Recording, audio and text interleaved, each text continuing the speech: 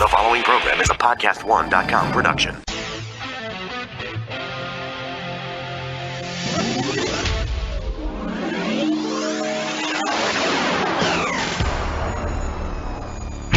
Your healthy radio addiction starts now. Power to the people! The Laura Ingraham Show.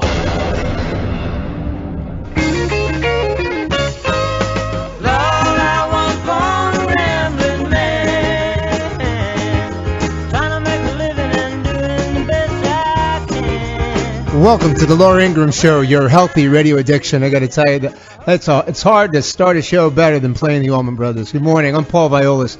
I'm going to be sitting in for my good friend Laura Ingraham today. And first and foremost, I hope that everybody had an absolutely wonderful Christmas, a great holiday celebration, whatever holiday you were celebrating. Remember, you can always get Laura on Twitter at Ingraham Angle. You can always hit me on Facebook or Instagram at Paul Viollis. And we've got a great show ahead of you today, so I'm going to ask you to make sure you write this number down if you don't have it already.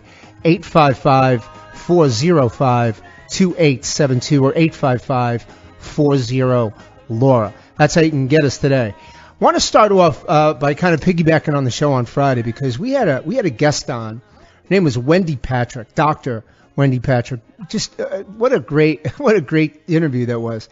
But she was talking about advice for those of us that were going to have a Christmas celebration with our family, a big family at the table, and how to avoid those kind of awkward moments, the politics conversations, the religion conversations, things that normally spark negative at the table. And I took her advice and I kind of laid out some ground rules at first because, we've got a lot of people sitting at the table. I'm Greek, my wife's Sicilian, so obviously it's not a quiet table. And, even despite the disclaimer you threw it out, we had to jump right into something. But I took her advice, kind of laid it out there, and I actually worked. So, Wendy, to your credit, great job.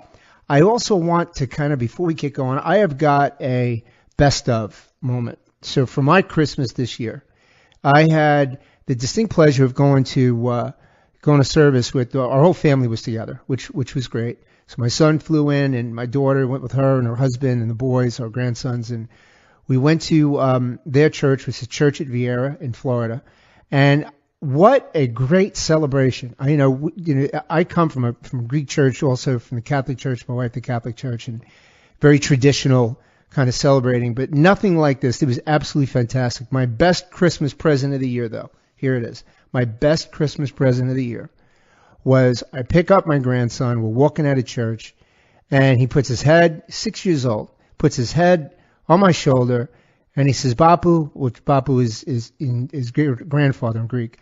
He said, Bapu, you're my best present ever.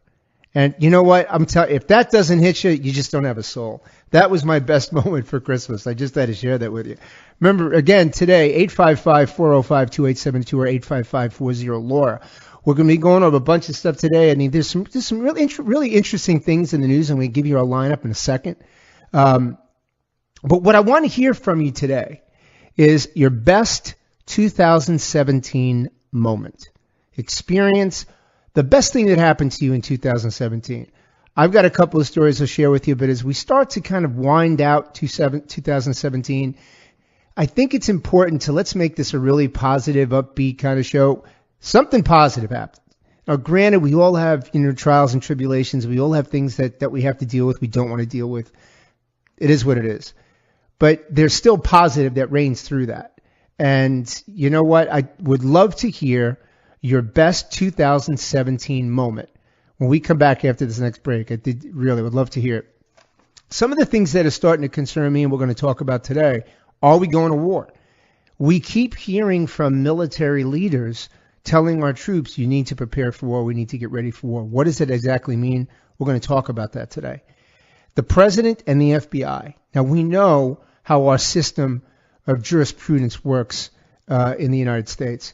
But the president as the commander-in-chief, the FBI, the preeminent law enforcement agency in the world, and now we see these two going head-to-head, unlike something that I can remember in recent history. So we're going to talk a little bit about that. The other thing that's in the news today, that's been in the news throughout 2017, and unfortunately, I think we're going to see this continuing into 2018, is how we should be handling this epidemic of gang violence with respect to MS-13. Now we're talking about Maryland. Most of the year we talked about Suffolk County in New York, Los Angeles County, but it's an epidemic. It's an issue we really need to contend with because of the fact there's over 1.3 million gang members in the United States, and we have 1.26 million cops. So it's something that we need to take a look at, and we definitely will take a look at during the course of the show today. Another thing I'd love to hear your opinion on, as we close out 2017, President Trump has changed the course of how the commander-in-chief, the president of the United States, most powerful position in the world, how he communicates with the general public vis-a-vis Twitter. Do you agree? And this is a hot. I know this. I'm lobbing a serious hot coal here, but I want to hear from you. Again, 855-405-2872. Do you agree or disagree with the president's use of Twitter? Now, there's strong arguments on either side. A lot of people say this is the way people communicate today. Okay. Is this the way the president should be communicating? There are a lot of people that really are in favor of that, and there are a lot of people that aren't. I think there's good, solid discussions on both sides of the equation.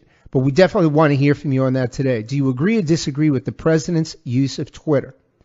Our lineup today is going to be, I think, and I hope you agree, it's going to be really interesting because we're going to dial into 2017, kind of what happened and what that means for 2018.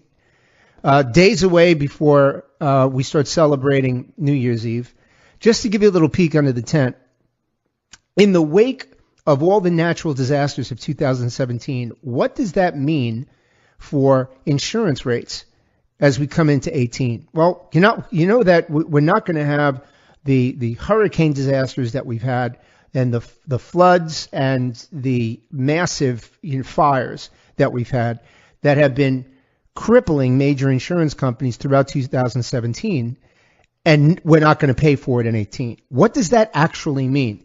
Reached out to one of the most well-respected insurance professionals in the United States, Spencer Houldin, who's co-president of Ericson Insurance, and he's going to join us this morning coming up here later in the hour and kind of explain to us what that means, what we can look out for, but more importantly, what you can do to keep those premiums for what you're spending, what's coming out of your pocket, down. So definitely want to stick in for that. Second hour, we're going to talk more about the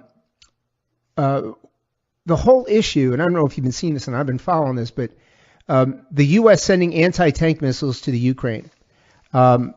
It's a big step. It's a big step because I understand, we want to make sure that we provide their defense, but, we're really walking into a major situation at that point once they go overseas with respect to, and I don't know if you saw it or not, Russia's response to that. So we're going to talk extensively about that, excuse me, with some great guests coming up in the second hour. And the last hour, we're going to be talking about Bitcoin. Yeah, well, it's important because what is it?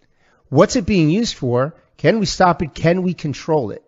Throughout and obviously throughout the course of the show today, I'm going to be taking your calls on those issues we talked about. Definitely want to hear your best 2017 moment, whether you agree or disagree with the president's use of Twitter. Definitely want to hear about that, 855-405-2872. I'm Paul Viollis, and I'm sitting in for Laura Ingraham today. Please stay with us. We'll be right back. Well, I won't back down. No, I won't back down. You can stand me up at the gates of hell, but I won't back down. If somebody did bad stuff to me, I couldn't fight back. Now I have @real Donald Trump, and I can sort of tweet some bad stuff about them real quick. And if people like it, it's all over the world.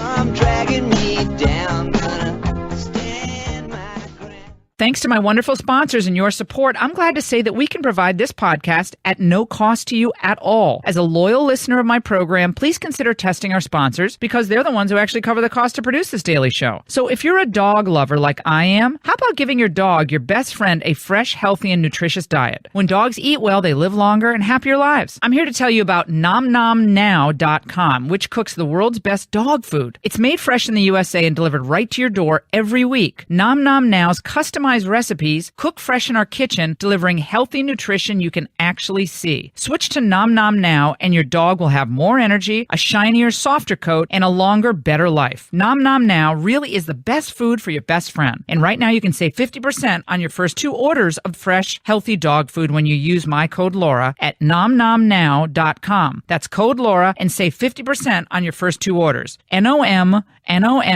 now.com and code word LAURA.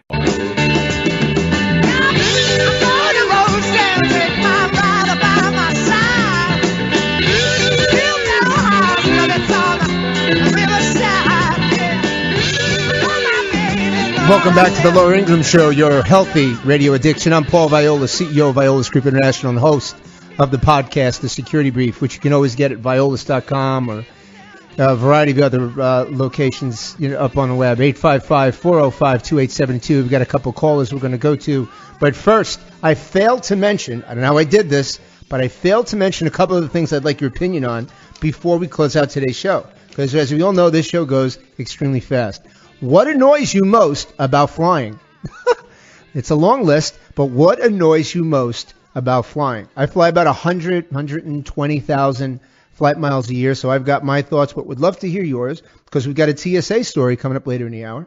And texting and driving. Right. So if you want Paul's huge pet peeve, it's people that don't know how to put the damn phone down when they're driving at 80 miles an hour on a major highway. Really? So I want your opinion on. I honestly really want your opinion on that. Texting and driving, also what annoys you most about flying. But now that we're back, I want to go to Gene in Texas. Gene, how you doing today? Hey, good morning, Paul. How are you? I'm outstanding, Gene, and how are you? How's your holiday? We had a great holiday. We didn't have to travel. We sat tight. A lot of family, a lot of good food, all that. It was wonderful. Did I lose you? Yeah. Paul? Sorry, almost lost you there for a second, Gene. You said you had a lot of family. Yeah, we had a great holiday. Had a lot of family, and we didn't have to travel, so we were pretty happy. Oh, that's nice. Did you eat too much? No, not this time. But that was on purpose. If we hadn't been careful, we would have. It was a conscious decision not to do that this year. It was hard to push away for the table for me. I openly admit that. But so, Gene, tell me your thoughts about President Trump and the use of Twitter. He needs to keep doing it. I don't agree with everything he tweets. I think he needs to, look, he says some things that are over the top when he tweets sometimes, and he needs to really consider that. He needs to have some kind of a filter. But look, this is what gives him the ability to go past, to sidestep and do an end around the media.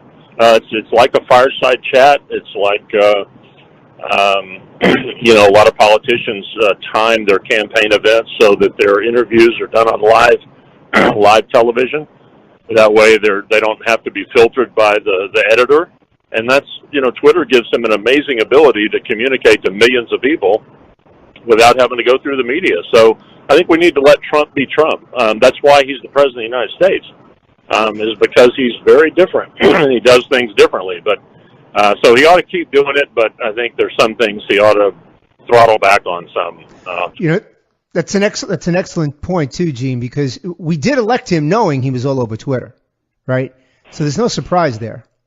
Well, yeah, I don't have a problem with the medium. I mean, look, Twitter is just another means of communication, and that's fine. But the kid that he got out from China on the basketball kid from shoplifting and all that. What he tweeted about his dad. I mean, come on. I mean that he doesn't need to do stuff like that. But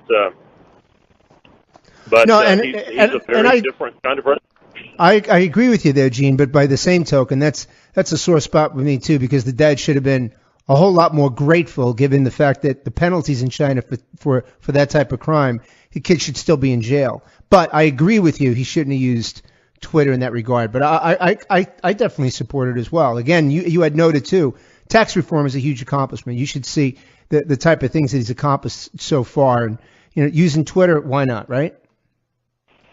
Absolutely. I live in Kevin Brady's district. I talk to him on an occasional basis, I would say. He's our tax code prior to the other day was 74,000 pages long. It would stack up taller than a giraffe if you stacked it up.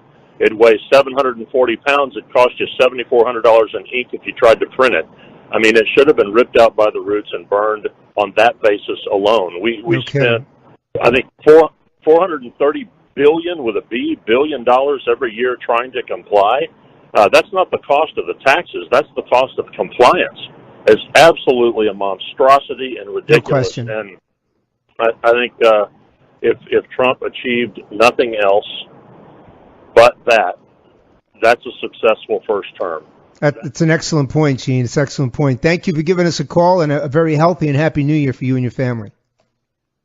Hey, thank you. You too. Merry Christmas. All right, Gene. Merry Christmas. Dave from North Carolina, you still with me? How you doing, Dave? Still with you, Paul. How are you? Outstanding, sir. Hope you had a great holiday. Thank you, sir. We did. And we're en route. We're en route to Charlotte from North Carolina or from New York. So great listening to your show. I pretty much agree, almost verbatim, with what Gene was just saying relative to Twitter. Twitter got Trump elected. It's a new media, and if Trump didn't use that unfiltered means, we can't rely on what we call the mainstream media, the nation's watchdogs. We can't rely on them anymore. I think at least 50% of the country realize that. And Trump is Trump. He's a New York guy. I think we witness his New York values all the time. Those values that Ted Cruz tried to get away with, but couldn't. And I think people got to remember that prior to Trump, only 13% of the population agreed with what was taking place in Washington, D.C., and we had hit $21 trillion. Right. Some people believe that 12 months in office by this businessman, that he's made America bad. It's going to be an interesting 2018, and I think despite some large, major, global event, Trump is going to continue to win. And like Gene said previously, some of this stuff I think he could dial back. I wish it would be filtered. But in the same sense, I think when he puts some of that stuff out, he gets those loons and those 5 media outlets just chasing things, and they lose all sense of control and end up exposing themselves.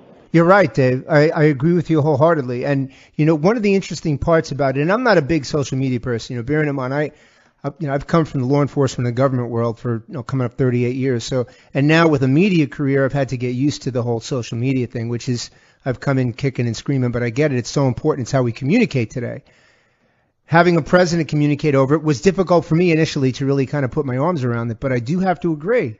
When you look at the polarization of some of the media outlets and what they report, and more importantly, what they don't report, and the filtering of that information, I think it's deplorable when I hear. I guess I shouldn't use that word, right? Because someone else used it. But it's just, it's sad that as citizens of the United States, we can't rely on what we're listening to for it to be unpolarized and nonpartisan. So I'm with you entirely on that, Dave. Thanks so much. Listen, drive safe, get home safe to the great state of North Carolina. Hope you continue listening, and a very healthy and a very happy New Year for you and your family. So, Dave, thanks for calling in. We're going to take a quick break. When we come back, I've got Spencer Houldin here, who's the co-president of Ericson Insurance. We're going to talk about something that you really need to know because it's going to affect your pocketbook next year. And what am I talking about? I'm talking about insurance rates. I know you don't want to, but you got to hear it because he's going to give you some ideas about how to keep what you're paying down. So stay with us. Paul Viollis sitting in for my good friend, Laura Ingraham. We'll be right back. Mr. President-elect, Mr. President-elect, since you are attacking our news organization, can you give us a chance? Your organization you are attacking our news organization. Can you give us a chance to ask a question, sir? Go ahead. Sir, can you state, Quiet. Mr. President-elect, go ahead. Can you state categorically, she's asking a question. Don't Mr. President-elect, can you give us a question? Don't be rude. You're attacking us. Can you give us a question? Don't be rude. Can you give us... Down on the corner, out in the street, playing the for the plan, bring the nickel happy feet. Welcome back to Laura Ingraham Show, your healthy radio addiction. I'm Paul Viollis sitting in for Laura today, and just a quick shout out to JC on the board for always playing great music. James, you're amazing. Welcome back, everybody. Before I introduce my next guest, I just want to kind of make one quick statement here. I've got a caller coming in.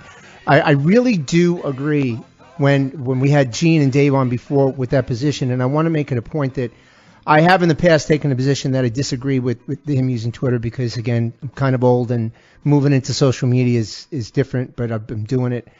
But I do have to admit they raise excellent points. They raise excellent points because of the fact that it is a way for him to get his point across, and it's how we communicate today.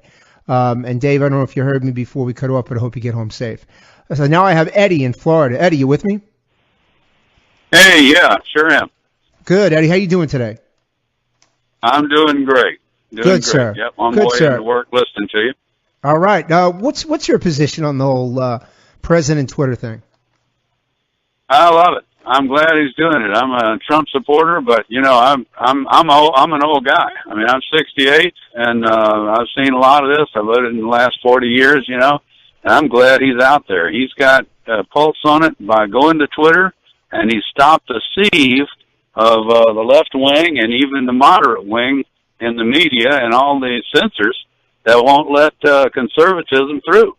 And real conservatism, even like Sean Hannity and that bunch, I'd say he's the most conservative on that I've seen. But Bill O'Reilly's not. Nobody else is really. And even Sean Hannity has his moments where he just leans toward that middle again. And we don't need to be there. I wake up every day thinking they gave him hell yesterday, but you know what? He's still president today.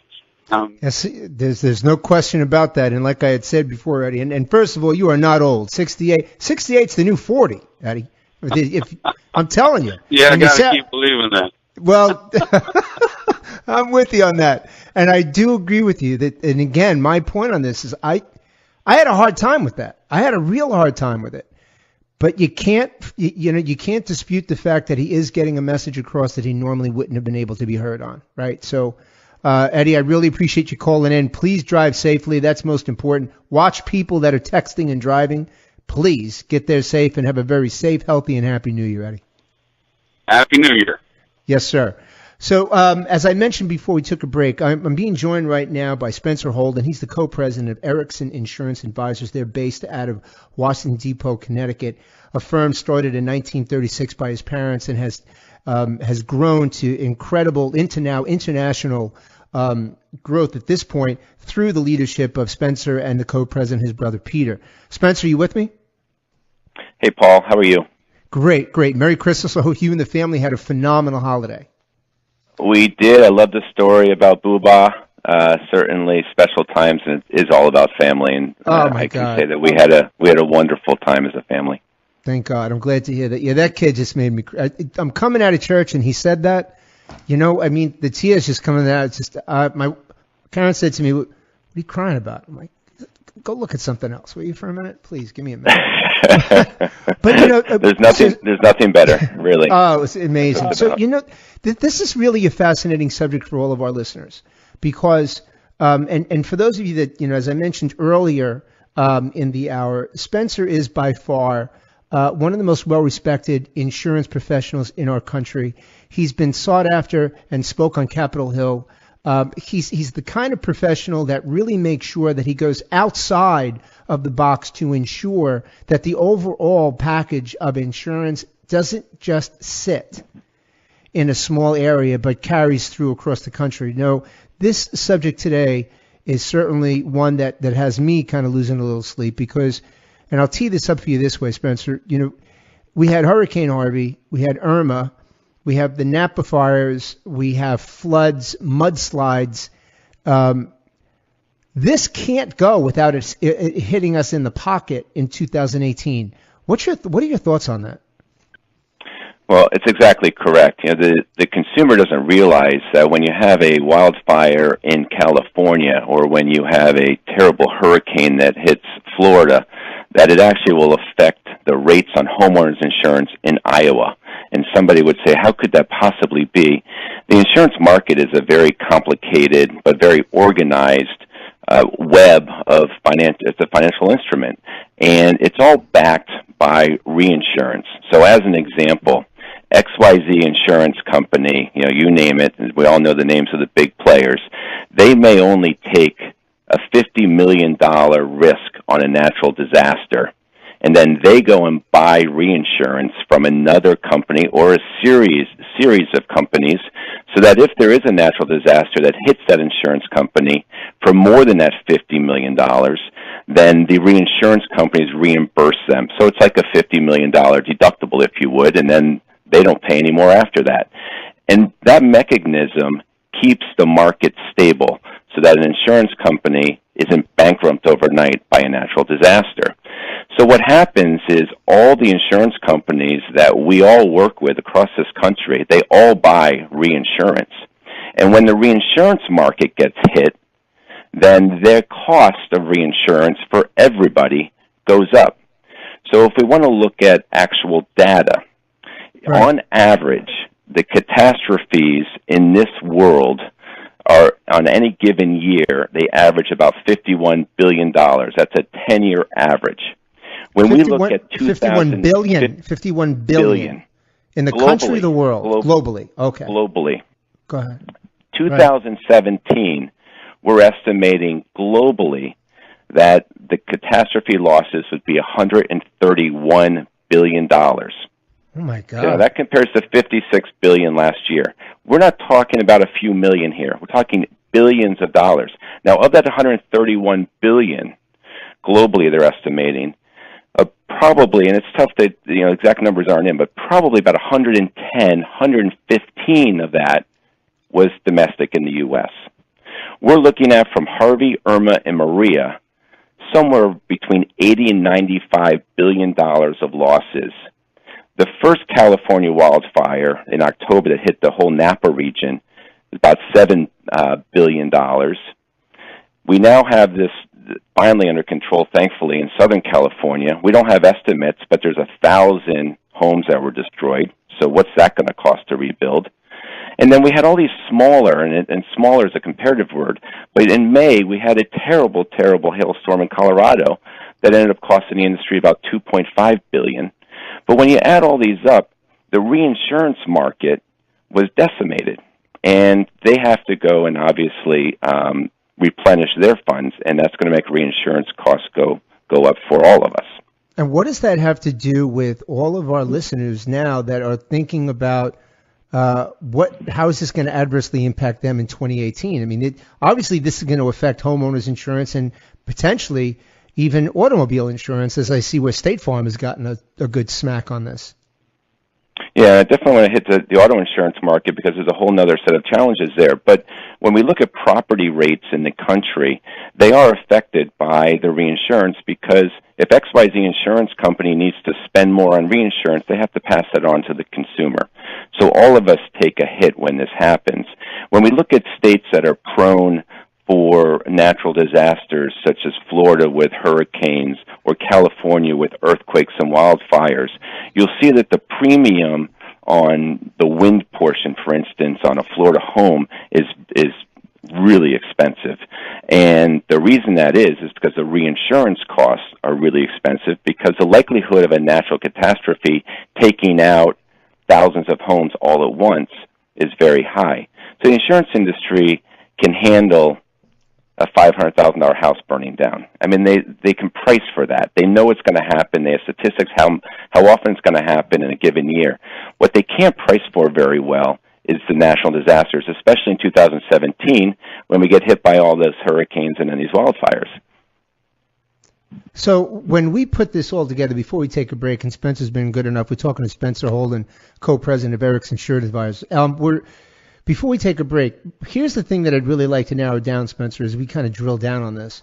Obviously, insurance companies and reinsurance companies have taken a massive hit in 2017, but they're going to need to make up for it somehow, right? I mean, they're going to have to increase rates somewhere along the line and to offset these costs. When we come back, we're going to be talking to Spencer about how that could affect all of us specifically and what we might be able to do. So, Spencer, if you can stay with us, we're going to take a break, come back with Spencer Houldin. We're going to talk further about, okay, we see what's going on in 2017, what we can do about it to help us in 2018. Paul Viollis sitting in for Laura Ingraham. Stay with me. We'll be right back. Every woman, child, and man gets a Cadillac and a great big diamond ring. Welcome back to the Laura Ingraham Show, your healthy radio addiction. I'm Paul Viollis, host of the podcast, The Security Brief, and I'm sitting in with my good friend Laura Ingraham today. Remember, you can always get Laura on Twitter at Ingraham Angle. Call us here at 855-405-2872 or 855-40-LAURA. You can hit me up on Facebook or Instagram at Paul Viollis. No matter what, you can always get us there. As we come back, we have with us, still with us, is Spencer Houldin. He is the co-president of Ericson Insurance Advisors based out of Washington Depot, Connecticut. Spencer, you're still with us, right? Hi, Paul. Yes, sir. Great. So understanding now, I mean, just kind of piggybacking on what we said before, we went from last year, 2016, we went from $51 billion in losses globally to this year $131 billion, which is a magnanimous increase without question. And you were talking about just from Harvey and Irma and Maria, we realized between 80 and 95 billion in insured losses. We discussed a little bit about the wildfires and a variety of other things and how reinsurance was working on that. And as we come to this point, my question to you, Spencer, is obviously insurance companies are not going to take a hit. They're going to figure out a way to pass it on to all of our listeners. So what can our listeners do to really closely examine the best way that they can get the insurance coverage they need without having to really, incur significant increases in 2018? Paul, I've been advising on homeowners insurance for 26 years, and what amazes me is how the consumer really doesn't pay attention to their policies. I think partly it's because they're intimidated by it because they don't understand it. Part of it is it's just easy to renew that policy every year. But you're talking about insuring for what most people is their most valuable asset, their home. And it's surprising to me how people don't know what they're insured for, whether they're overinsured, whether they're underinsured. And I don't know if you're aware, but every year when you renew your homeowner's policy, the insurance company has increased the dwelling coverage by a certain percentage to keep up for inflation, of course. But because of the compounding nature of numbers, when they're increasing your dwelling limit by 4% every year, and you see that over 6 to 10 years, it gets out of whack. So my advice is seek an advisor who can sit down, can look at your existing coverages, make sure that they're proper, and look at the marketplace, because the marketplace changes all the time. And one of the best resources is a website called trustedchoice.com, where if you put in your zip code, it gives you a list of advisors in your area who work with multiple insurance companies who are trained to help you.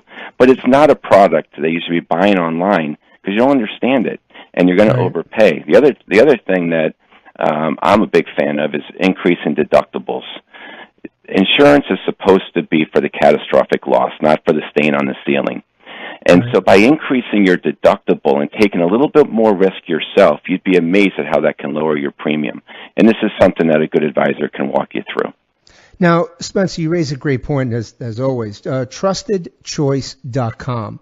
And it's probably a stupid question, but I got to throw it out there anyway.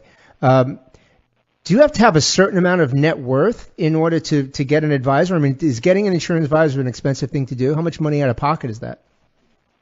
It's a great question, but absolutely not. The way that the property and casualty insurance market works is the insurance policy has built into it a certain percentage of commission or fee, if you would, that the advisor would receive directly from the insurance company. So it really costs you nothing to use an advisor because it's already built into the premium. It typically is around 10% of the premium. But there's no fee on top of it, and it doesn't matter whether you live in a $50,000 home or a $1 million home. Advisors are there to help you, and again, it will not cost you anything additional. If you like the premium, then you procure that policy through that advisor. They will be compensated by the insurance company, not by the consumer. So just to close out the conversation, we know that we've had a massive increase in losses, but our listeners could go to a place like trustedchoice.com. They could call a firm like yours, like Ericson Insurance. They can get an advisor without writing a check. They can get an advisor without it costing them money out of their pocket. Someone that can sit with them, explain what the best policy is to get, understand what their needs are, so that they can get the best deal possible. Is that accurate? It is, and one of the things that has frustrated me is because of the power of the media and the advertising dollar, is the consumer does think that it's an online game. And when you're talking about something as important as homeowners insurance, please, please, please sit down with somebody that understands it and can walk you through your options. You'll be very surprised at how it actually would cost you less than if you bought something online, and you're going to have the right coverage tailored to you without fat built into it, and make sure Excellent. the coverages are exactly what they need to be. Excellent advice, and especially coming on the heels of the astronomical losses that we had in 2017. Do not sit back and have to pay higher premiums. Great advice coming, as always, from Spencer Houldin, again, co-president of Ericson Insurance Advisor. Spencer, thank you so very much. And we'll also remember that Spencer told us trustedchoice.com and other areas, but trustedchoice.com would help. Spencer, thanks so much. A very healthy, very happy New Year, and much success in the future. Happy New Year, Paul. Thank you for the opportunity. Stay with us. We're going to be right back. When we come back, we're going to be talking extensively about some of the main breaking news stories coming up, also about the president's decision to help in the Ukraine and exactly what Russia had to say about that. Paul Viollis sitting at the Law Ingraham. Stay with me. We'll be right back.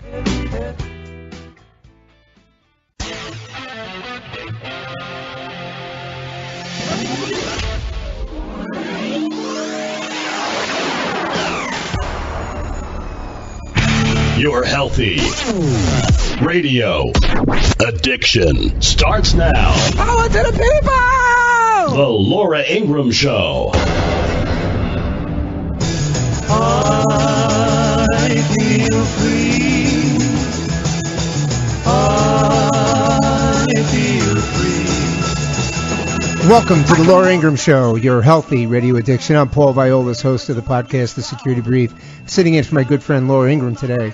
Welcome everybody back to the top of the second hour. Got some news that we definitely need to cover here, some stories that I think you'll find interesting.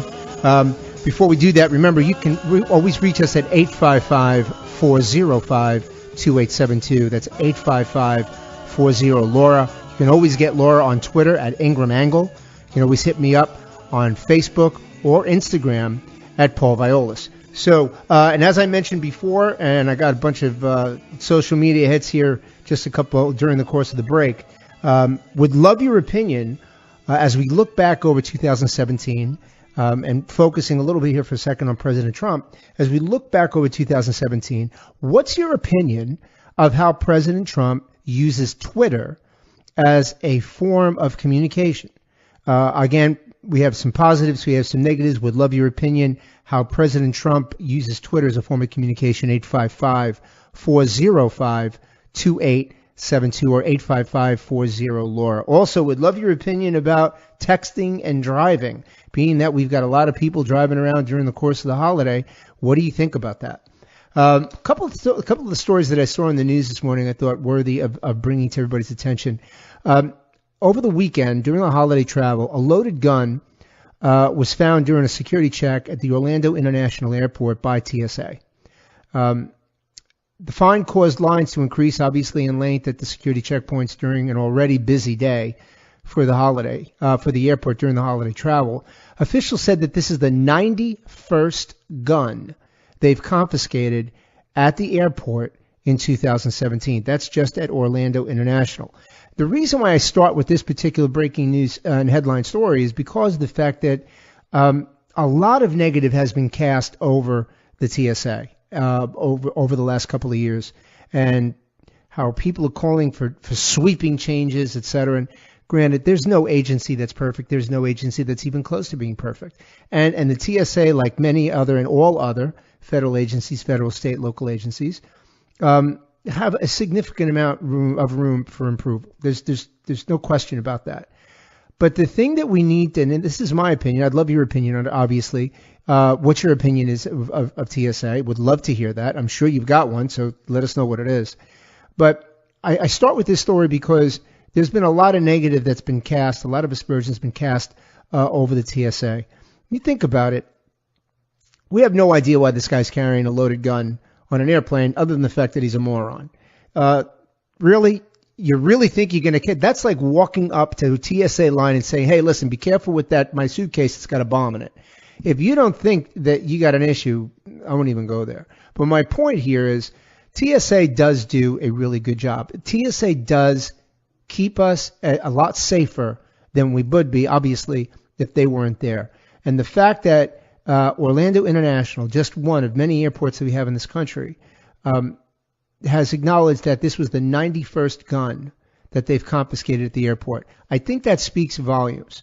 It speaks volumes to the fact that oftentimes, especially as we start getting into the New Year's Eve festivities, and there's going to be, starting probably this afternoon and definitely into tomorrow and the rest of the week, a lot of media coverage on the looming threat of terrorist attacks over New Year's Eve. You're going to hear a lot about it. There's a lot of intel that's been floated on, so you're going to hear that. I think it's important, again, to really kind of put our arms around the fact that TSA does make it safer. Are they perfect? No. But to the TSA agents at Orlando International, being that I fly in and there quite a bit, great job to all you men and women that really just keep up the good work.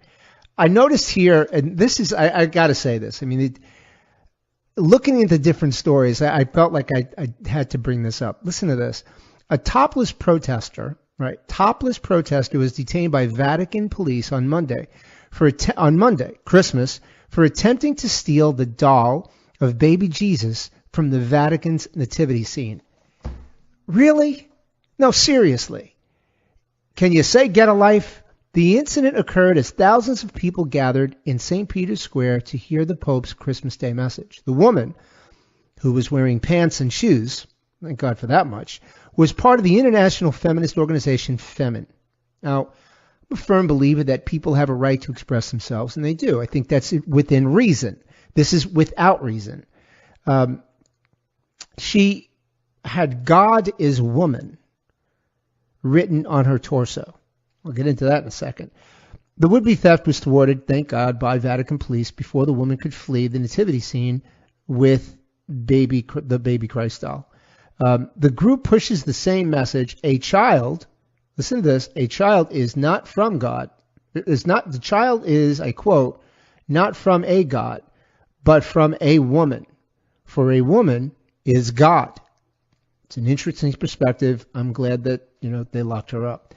Some sad news, though, that occurred was more than 50 years after her star performance in The Sound of Music, actress Heather Menzies Urich passed away of brain cancer. She was 68 years old. She played Louisa Von Trapp in the classic 1965 movie. And for those of us that are huge Sound of Music fans, our deepest condolences from everybody here at the Laura Ingraham Show to the family. And please know that her contributions will last forever. Good news here on one side is that Santa was found water skiing down the Potomac. Yes, that is true. He was found water skiing down the Potomac. He wasn't topless, so that's obviously a positive thing. Looking at that's a whole nother story, but looking at the market, though, which I found to be pretty interesting, was talking to some of my colleagues on Wall Street just before the Christmas holiday, and you can whatever you're going to attribute this to. I don't know what you're going to, but capping off of a terrific year, many investors say the best gift would be if 2017 didn't end. Believe it or not, it's been a merry year in the markets with the Dow up an impressive 25%. Numbers don't lie, and that number is not lying. That would be the best annual performance since 2013. Now, if a Santa Claus rally during this holiday shortened week lifts the Dow above 26.5% on the year, it would be the strongest gain since 1995 when the blue chip index spiked 33%. You're going to have a lot of people that are going to say, they're going to have reasons for how that happened. Me personally, I don't know. And I don't put myself out to be the person that knows an awful lot about the market. Certainly nothing like most people. But I will say, I believe there's got to be a direct, my opinion, correlation between the way the country is being run and the markets and the way the market foresees the way the country is going to continue to be run. It's just a thought. Now, I've got Lee from Florida on the line. Lee, you still with me? I am absolutely with you. So I wanted to make a quick commentary about the TSA. Yes, sir, please. Yes, sir, please. All right, so they found one gun in Orlando, but I saw an article recently, AP article, that 90% of their tests, when they test the system, fail because they are able to get the weapon through. So if they found one in Orlando, that means 9 went through. The next thing is, when I first started flying, in the 60s, when I was going on a hunting trip, we stowed our firearms in the overhead baggage. Now, it was a prop jet, but that's where we stowed our firearms. Right. In the 80s, there was a spate of hijackings out of Africa, and the people on the plane, by the time they landed the planes, the hijackers were nothing but pulp and not breathing. And that solved those. So, and TSA seems to have a thing about little boys and little girls and old ladies in wheelchairs. So I don't have anything really positive to say about them, but I'm not positive about any of the police organizations, from the FBI and the NSA down to the local police. So there you go. But wait a second, Lee. You know what? The bottom line is that isn't that part of the greatness of this country, that you have the ability to express those views and to feel how you want? I mean, that's the part of it. You're entitled to your opinion. Absolutely. And I have to tell you, I fly, on an average, let's say 125,000 actual flight miles a year. So consequently, I interface with TSA quite a bit. Am I pleased with that? I don't normally have to go through the long lines, but I mean, am I pleased all the time? Absolutely not. Do I? And are you right? Yes. Does the red team penetration test show a significant amount of breaches?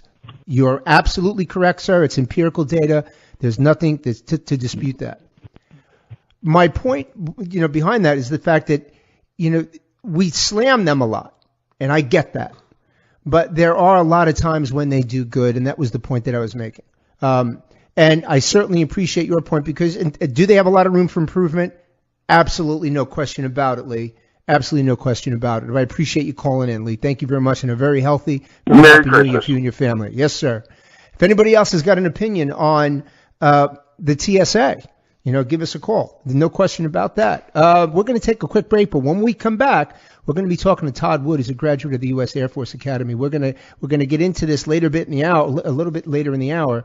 But if you haven't seen the headlines, the sale of anti-tank missiles to the Ukraine has definitely sparked some issues between us and Russia. We'll be talking about that later on in the hour. Stay with me. This is Paul Viollis sitting for Laura Ingraham. We'll be right back. Oh, don't ask me no questions, darling. I won't tell you no lie, because I love for your home to be around me.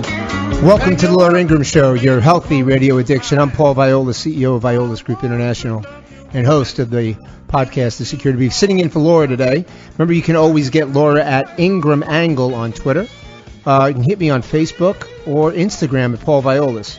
Please give us a call, 855-405-2872. Would love to know your thoughts on how the president has used Twitter this year during his first year in office, and how effective that's been or ineffective. We'd really love to hear your thoughts on that. One of the stories that I wanted to get to, I didn't catch during the last segment. I wanted to hit right now, and it's something that I think is going to continue, unfortunately, for some time to come. But it's a fascinating story for all Americans. Certainly, for a guy like me who's spent his entire career in law enforcement, city, and government. As I look at the debacle that is forming and growing between the president and the FBI. And let me tell you why I think that's I don't know the right word to use, fascinating or disturbing all at the same time.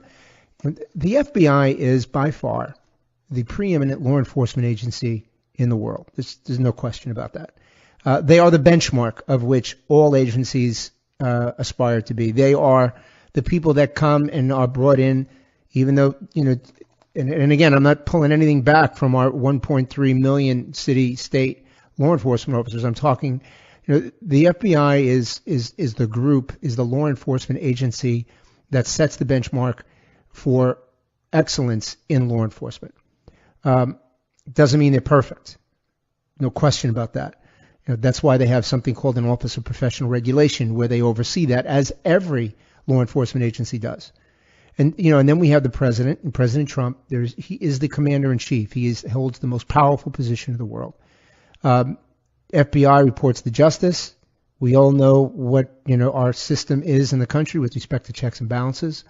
But the disturbing part about this is to see the president, our leader, and the FBI, the law enforcement group that we look upon really as the go-to people in our country, at odds. There was an article out there yesterday that talked about the embattled FBI Deputy Director Andrew McCabe is expected to retire from the FBI in several months when he becomes eligible to receive retirement benefits. Well, we know that McCabe has come under fire from President Trump and congressional Republicans who have expressed concern about political bias at the Department of Justice and the FBI. Let me stop there for a second.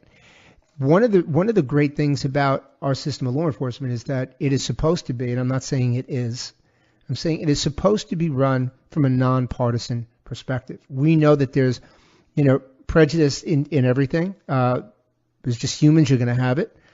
But the part about justice and FBI and law enforcement is we're supposed to always be nonpartisan. We're supposed to not have an agenda, a political agenda. And having a political agenda and being a part of law enforcement in our country is unacceptable, my opinion. You just don't have the right to do that. We don't. We're straight down the middle. We're black and white. We don't, on the right side or the left side of the aisle, we pitch right down the middle. And that's where we have to be. McCabe was grilled twice this past week on Capitol Hill by members of the House Intelligence, Judiciary, and Oversight Committees behind closed doors, meetings described as contentious. That's disturbing. It's disturbing to me because, again, we have a country to run. We have arguably the highest rate of gang violence we have seen in the last 20 years. We have violent crime going up. We have the risk of terrorism on American soil higher than it's ever been. There is no time, in my opinion, there's no time for us not to be all on the same page, us meaning in that law enforcement and government, because the American people deserve better. We can't be fighting with each other. We need to be working with each other. This is something that is definitely concerning because, say what you will, I know that there's a lot of political rhetoric that goes about the FBI and about with respect to McCabe's wife and, affiliations with the Clinton campaign and a variety of different things. I get that. They're valid points. There's no question about it. President Trump took to Twitter to attack McCabe and react to reports of his retirement Saturday after a golf outing in Florida where he was vacationing with his family at Mar-a-Lago in Palm Beach. And he said, how can FBI Deputy Director Andrew McCabe, and I'm quoting the, tweet, right? Quoting the tweet. See, I'm progressing. I even know what it means. How can FBI Deputy Director Andrew McCabe, the man in charge, along with leaking James Comey of the phony Hillary Clinton investigation, parentheses, including her 33,000 illegally deleted emails, be given $700,000 for wife's campaign by Clinton puppets during investigation? Okay. Love to hear your opinion on that. 855-405-2872 when we come back from the break. I'd love to hear your opinion on that. The point is, I am not disputing the president's perspective. He's got a bone to pick here. But the point is that I look at this in the totality of the service to the American people. The American people deserve better. We in government need to get it together and make sure our house is in order and that we're operating on all 8 cylinders so that we can perform better and provide the safest, most productive environment in the United States possible. That, to me, is the thing that we really need to keep our eye on the ball on. That's the thing that I take away from that. And I really felt it was important to mention because as we continue this argument, this debacle, this fight, you know what? It's not going to do anything productive. We're going to take a break. When we come back, we're going to be talking about another issue, as I mentioned before, and that's the president's decision to assist the Ukraine and rub elbows here on the negative side with Russia. So that's going to be an interesting conversation. This is Paul Viollis sitting in for Laura Ingraham. Stay with me. We'll be right back. Hi, this is Ben Domenech, the host of the Federalist Radio Hour. We're a daily show coming to you 5 days a week from Washington, D.C., where we interview our nation's top journalists, politicians, authors, chefs, economists, entertainers, and more. If you're looking for a contrarian discussion on news, politics, or culture, give us a listen and subscribe at podcastone.com, the new Podcast One app, or at Apple Podcasts.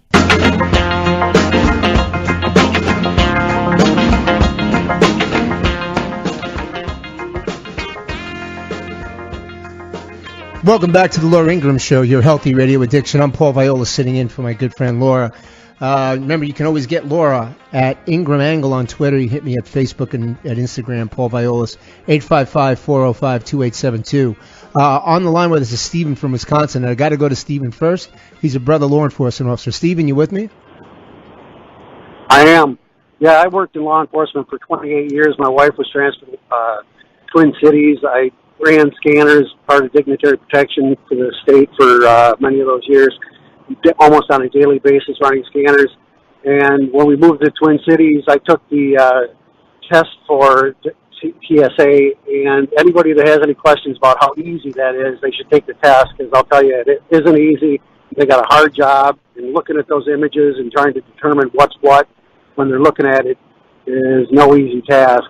And I passed the test. I was offered a job, and I turned it down. But I guarantee you it's not nearly as easy as people like to think it is. I'm really glad that you said that, Stephen, because, oftentimes, and I don't begrudge anybody for their opinions. As I mentioned it was Lee from Florida that called earlier, or Eddie from Florida who called earlier, and I get it. Or Lee. I kind of get mixed up at this point. I get it, and I understand that, and I respect it. But your point is something that we all should really put our arms around, because the fact that oftentimes people really don't understand. It's not their fault.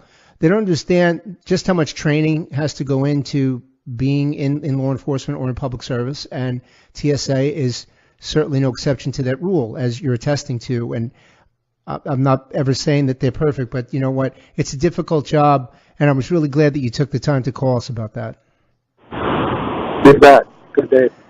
All right, Stephen, listen, have a very healthy and happy 2018. Thanks for giving a call, and be safe, man. All right, thank you. Bye-bye. All right, Stephen. So as I mentioned before we took the break, one of the things that we're going to be hearing a lot about in the coming weeks and months is the president's decision of the sale of anti-tank missiles to the Ukraine, which could possibly include the U.S.-made Javelin system. And that has provoked a strong reaction from Russia this past Saturday, where Russia said, and I quote, the U.S. has crossed the line and could threaten to derail Trump's calls for better relations with Moscow. Now, with us today is Todd Wood. He's a graduate of the U.S. Air Force Academy. He flew Special Ops helicopters supporting SEAL Team 6, Delta Force, and others. He's a true American hero and a great patriot. After leaving the military, he's pursued other passions such as finance, spent 18 years on Wall Street. He is a writer and a contributor on television, and someone that a variety of media sources in this country see as a true subject matter expert. Todd, thanks so much for joining us this morning. Paul, thanks for having me on. I appreciate the opportunity. No, absolutely. I mean, this is a fascinating subject, and clearly you know a lot more about this than others, which is why we're so glad you could join us. What is the story about? What is behind this? The president's decision with respect to his position on helping the Ukraine? Well, look, I think Americans really need to, take a step back and understand the 30,000-foot view here, because Ukraine is where the entire Slavic Russian civilization started. I mean, Kiev and Rus 1,000 years ago began, and when they got overrun by the Mongols, the princes moved up to Moscow and started what became Russia. So Ukraine and Russia are really brothers. They're tied in many historical, cultural ways. Religion, I mean, Kiev is what Christianized basically Russia eventually. So the issue really is that we are arming a former territory of the Soviet Union and a brother to Russia, which consider if Americans would, if Russia, if Texas wanted to secede and Russia started arming the Texans against the rest of the United States. I mean, that's about how Russia sees this. So I, for the life of me, really can't understand the motivation. All I know is that if someone like John McCain, the New York Times, and CNN are all on the same side to arm Ukraine, you really need to be suspect. So I think it's more about, I guess, pushing Trump's hand and forcing his hand on the issue more than it is our vital national security interests, which I really can't see a need for Americans to, eventually get in a civil war with Russia. No, and you know what? I'm so glad that you said that, Todd, especially as an American patriot as you are. I mean, you've seen more than most people will ever see.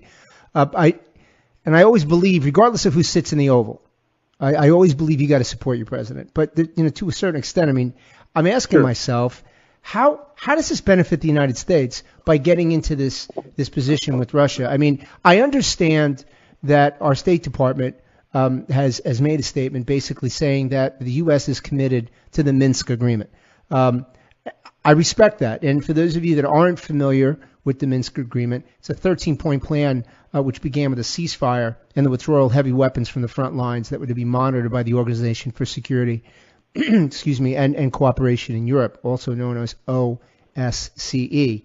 And it was designed to make sure that an all-for-all kind of prison exchange, local elections, and amnesty for fighters were to follow. Both sides were supposed to ensure the safe delivery of humanitarian aid and work toward the socioeconomic reintegration of the separatist-held territories. Now, that's the Minsk agreement. The U.S.'s position, Todd, is that they are committed to the Minsk agreement and committed to helping the Ukraine defend itself. I still don't understand, and I don't know for the life of me, and I'm grappling with this, what does that have to do with the American people in the United States right now where we're at? Well, we've just spent, I think President Trump said, $7 trillion in the Middle East and got what? We need to learn the lesson that getting ourselves involved in areas which are not in our vital existential national interest does not work in the long term. There's a lot of problems with this policy. First of all, Ukraine is extremely corrupt. I just did a series of visits and interviews with several government officials and into what is happening over there, some of the oligarchs. And, the entire system is still reeling from the decades of Soviet, kleptocracy. I mean, the system, the government right now, President Poroshenko, is corrupt. They are using, their power against their enemies inside the state. They're mostly milking the state for money. So we're giving weapons to this type of government.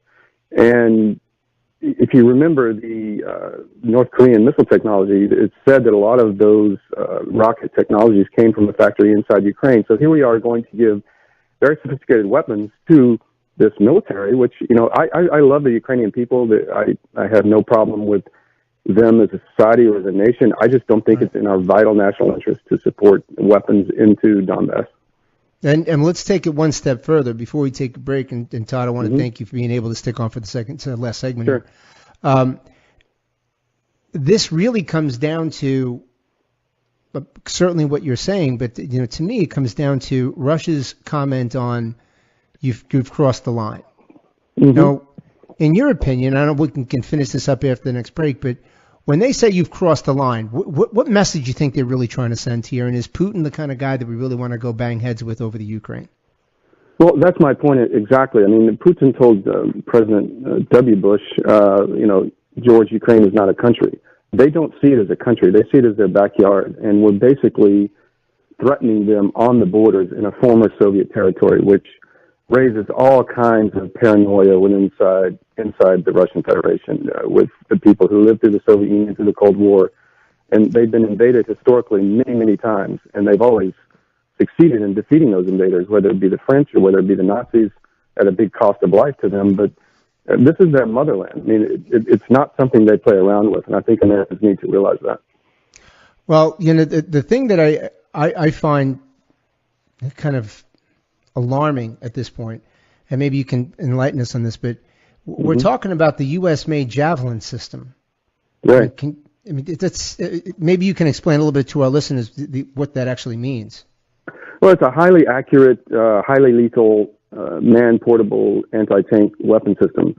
And the last thing we want to see is American weapons blowing up, sophisticated Russian tanks in Donbass. I mean, the threat to Ukraine is not really a tank invasion at this point. The real threat is artillery fire, very accurate rocket artillery fire that's sometimes fired within Russia against the Ukrainian positions. This will do nothing to defend against that, neither will the sniper rifles. So, again, I don't understand the motivation. It puts us in great risk down the road for what? If they want weapons, find a way to get them weapons. Let Israel sell them weapons. They have good systems. I mean, find another way covertly to get them weapons. Why do you have to put the United States' reputation on the line to be really in a conflict against Russia? I don't understand it. Yeah, I think we're rolling the dice on this one. When we come back, we're going to have Todd Wood. Todd is also a national security columnist for the Washington Times. He's going to continue to join us in the next segment. When we come back, we're going to drill down this a little bit more. This is Paul Viollis sitting in for Laura Ingraham. Stay with me. We'll be right back.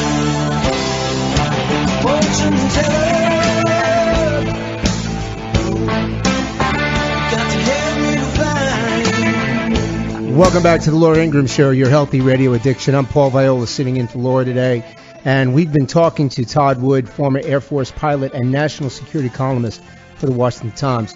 Todd, thanks for staying with us for this last segment today. You bet. Glad to. Thank you. Todd, I just want to start us off, and I meant to say last segment of this hour because we've got another great hour coming up after this. In a statement, I'm trying to just bring this full circle. The total defense package we're talking about is $47 million, which includes the sale of 210 anti-tank missiles and 35 launchers. Now, as you mentioned before, Senator McCain weighed in on this, and Senator McCain said that President Trump should take the next step and approve the sale of anti-tank missiles.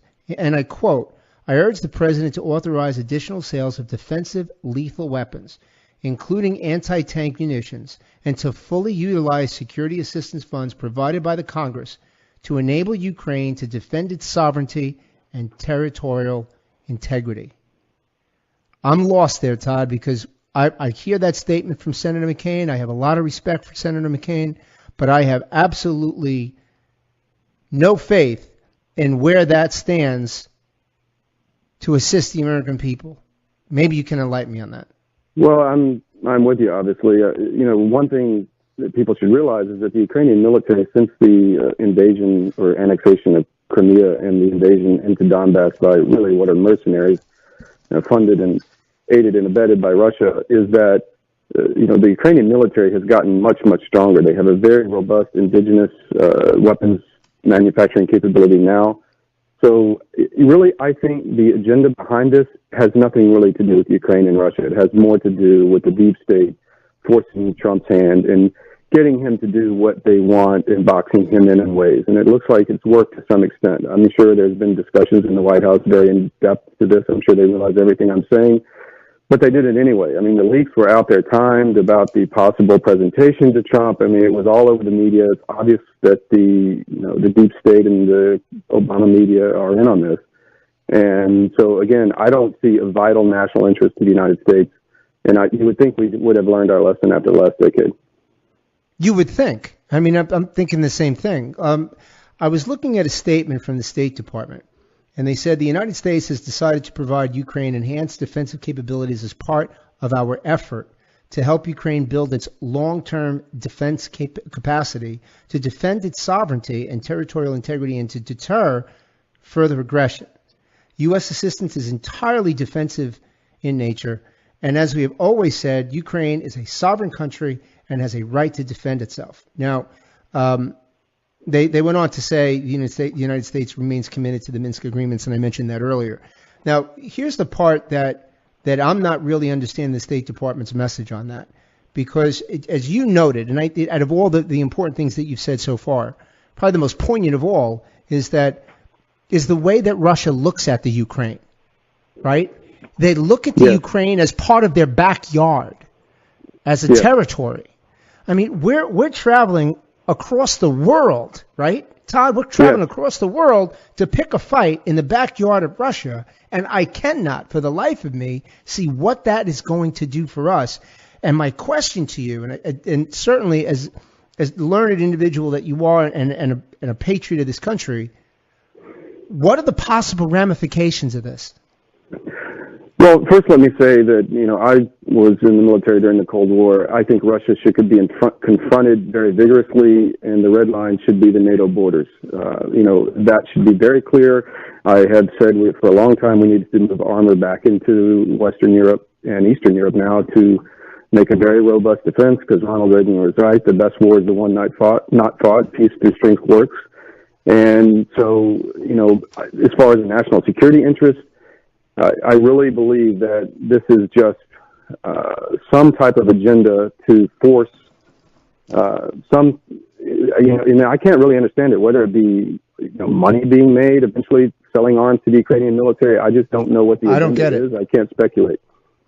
But the possible ramifications, Russia doesn't really jump off the table that much and say you've crossed the line to the United States. They're saying it now. Not that we don't have other issues to contention with, but how far could this go? Hypothetically, we go ahead, and it looks like, according to the State Department, it's done. This is a done deal. It's not what we were just talking about. It's a done deal. Yeah.